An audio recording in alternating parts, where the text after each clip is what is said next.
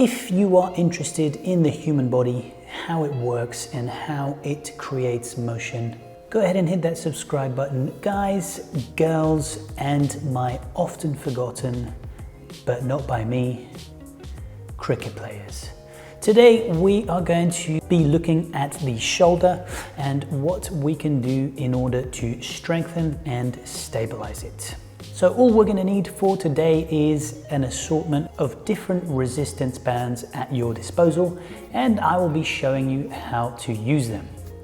Now, the exercises we're going to be doing today fall under the category of prehab. So what is prehab? Well, prehab are exercises that you are usually recommended when you are injured, which is known as rehab. However, because you are not injured, you are able to do them under greater loads or load them with more demand, i.e.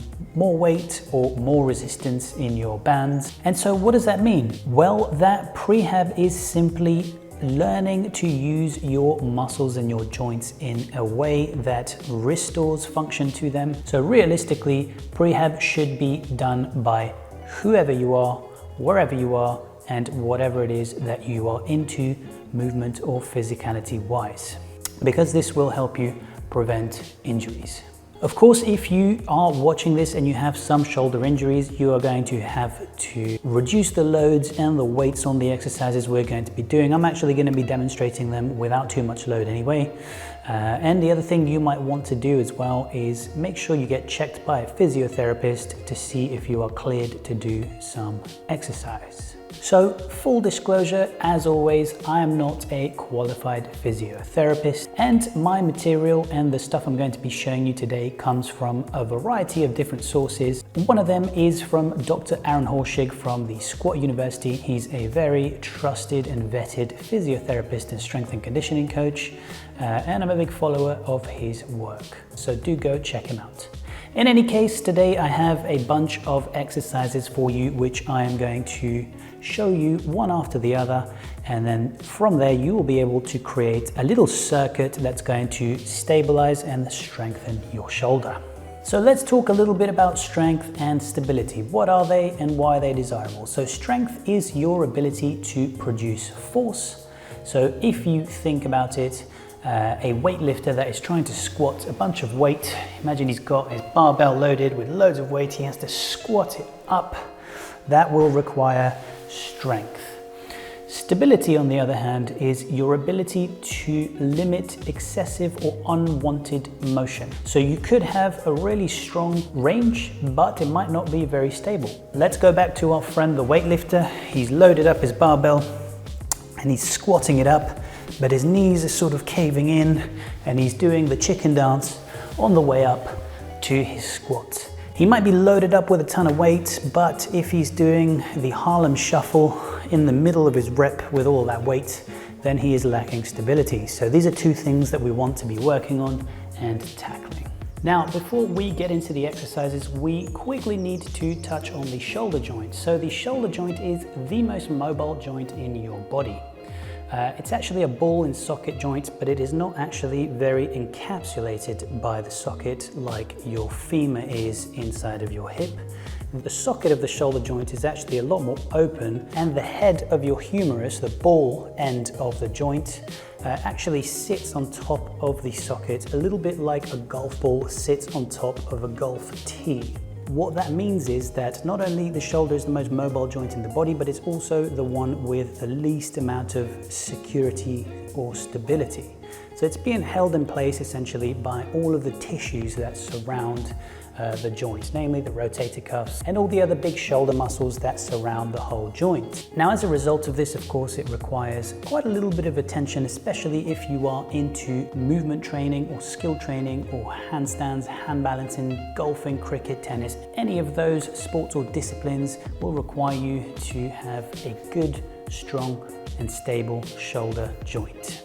Okay, so most of today's exercises are going to be for the posterior parts of the shoulder, so that's the back of the shoulder. Now, why is this? Well, because a lot of us spend a lot of time sitting down and slouching with crap posture, and so we are always rounded forward. Now, what does this do to our shoulders? It essentially lumps them forward and it shortens all of the muscles here at the front of the shoulder. And not only does it shorten them, it tightens them.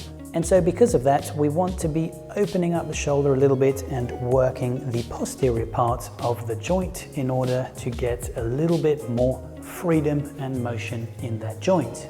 So one of the first exercises I'm going to be taking you through is going to be the banded external rotation. All you'll need for this is a band, as the name suggests, and of course an anchor point. So I've got my setup here already. And the way these are going to work is going to be pretty simple. You are going to set yourself up with your band in one hand, and you are going to glue your elbow to your side body here. From here, you are going to make sure that your shoulder isn't rounded forward, so you are going to draw it back, set it, and keep it nice and down. From this position, and keeping your elbow glued to your side, you are simply going to demand the strength from your external rotator cuffs to pull the band open. Keep your arm at a 90-degree angle here, and you want to be doing anywhere between 6 to 10 reps of these external rotations. Make sure you take your time with them, so don't rush, don't allow the band to yank your arm back. Make sure that you control the whole of the range, and make sure that you don't start to allow your shoulder to start moving inside of its little socket. A good volume for this would be 3 sets of 8 reps on each arm, and you will rest by alternating arms. So once you've done one arm, you'll rest it, swap arms, and do the other. So take a moment now to note this down: 3 times 8 external rotations, and set your shoulder. Don't move the joint, and make sure your arm remains nice and glued to your body, and you've got that 90-degree angle at the elbow. Okay, now that we've worked the strengthening of the external rotator cuffs of the shoulder and we've managed to set the shoulder, we are going to work on the stability. So for the stability, all you will need is a shorter resistance band. You can actually use one of these and just tie it to a short loop so that it ends up quite short like this. And you're going to do a hold position in your external rotation.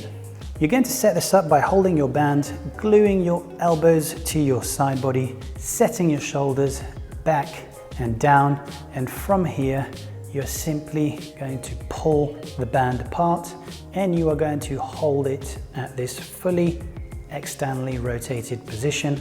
As you can see, I'm already starting to shake a little bit. A good volume recommendation for this hold is going to be anywhere between 10 to 15 seconds. And that is going to stabilize your external rotators. It's going to demand them to stay in a long held contraction and thus create some stability.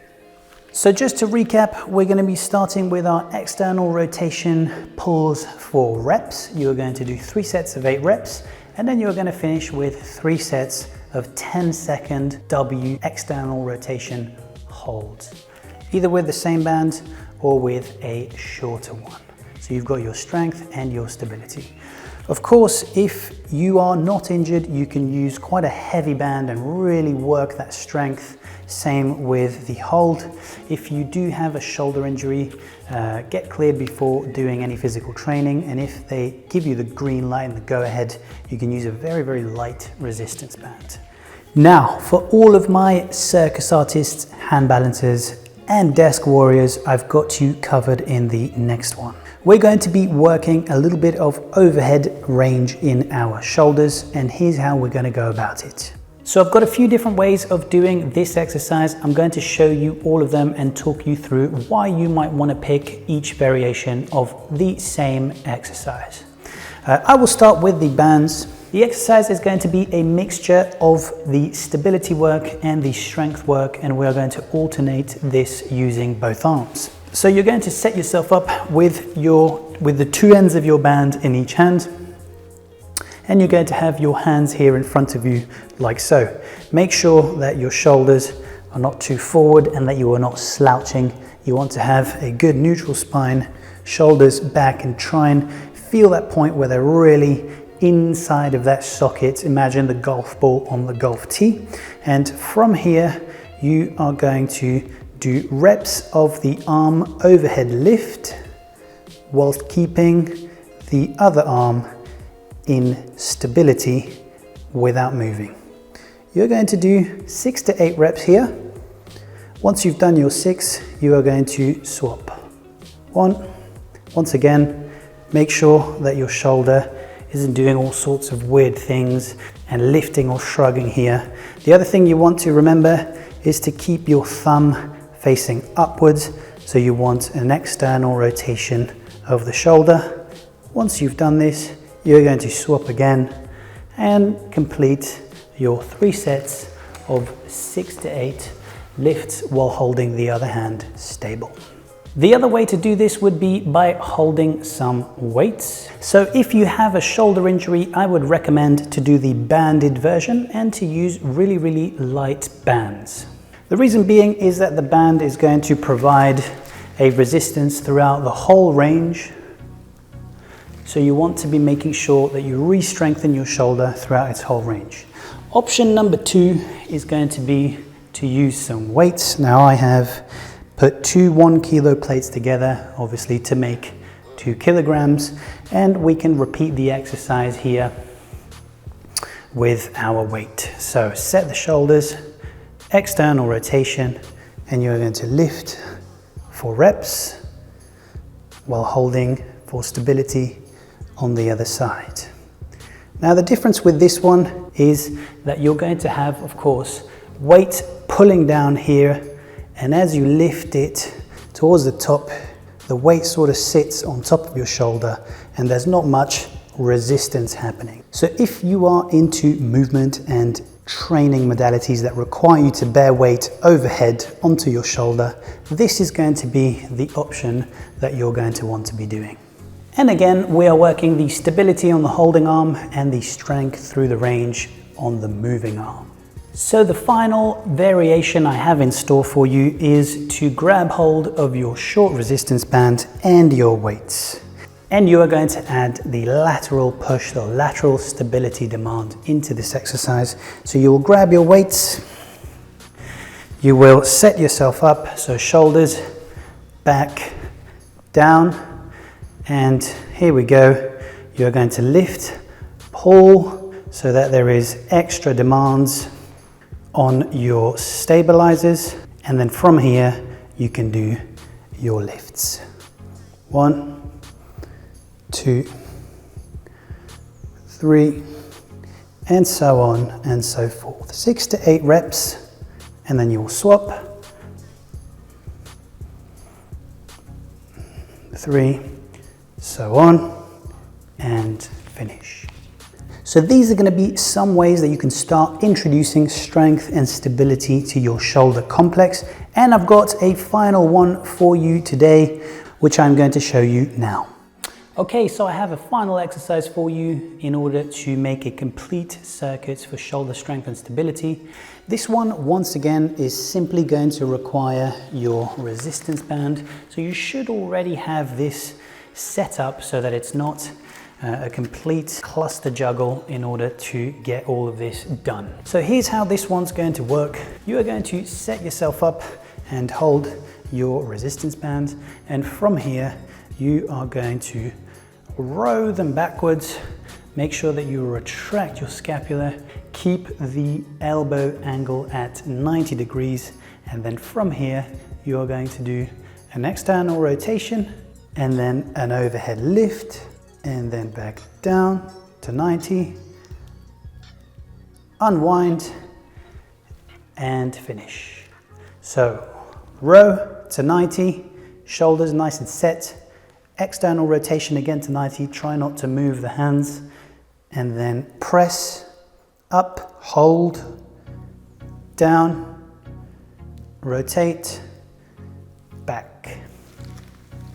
You are going to go through these 3 ranges very methodically, and you are not going to rush any portion of the movement, as this will defeat the purpose of the work we're doing.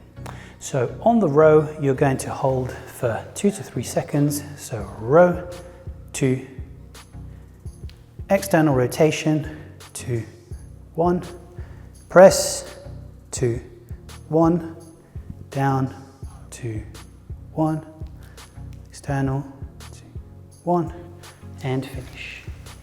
So take your time with these reps, as the devil is in the details, and if you start to rush, you're not going to get the most out of the exercise.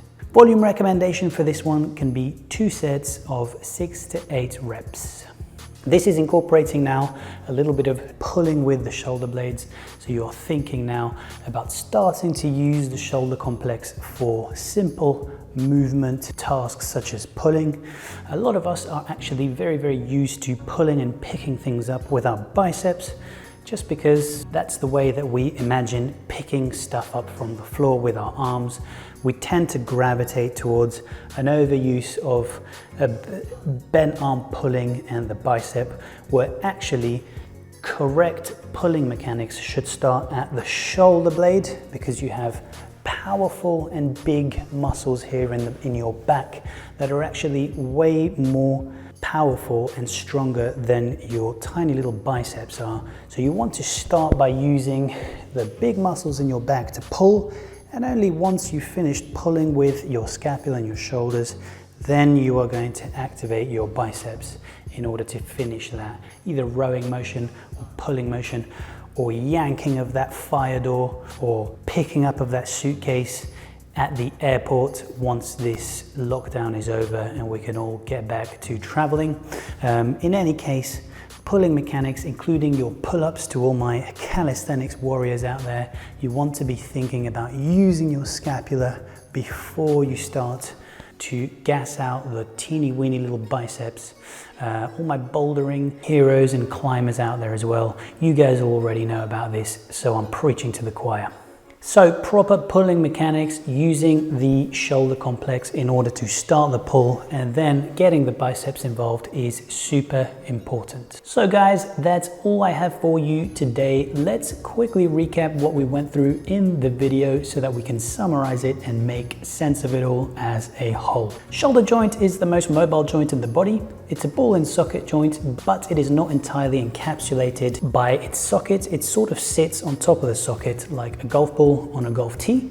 This means that we have to strengthen and stabilize all of the muscles and tissues surrounding the shoulder in order for it to produce quality and safe movement patterns over the long term that are not going to injure you. Strength, of course, is our ability to produce force, and stability is our ability to limit excessive or unwanted motion, and you can have one without the other. Ideally, we want to have both, and that's what all of the exercises in this video are going to be taking you through. The other thing to note is that because we spend a lot of time slouching forward like so, it's important to work the posterior part of our body so that we can think of opening a little bit more and strengthening those muscles.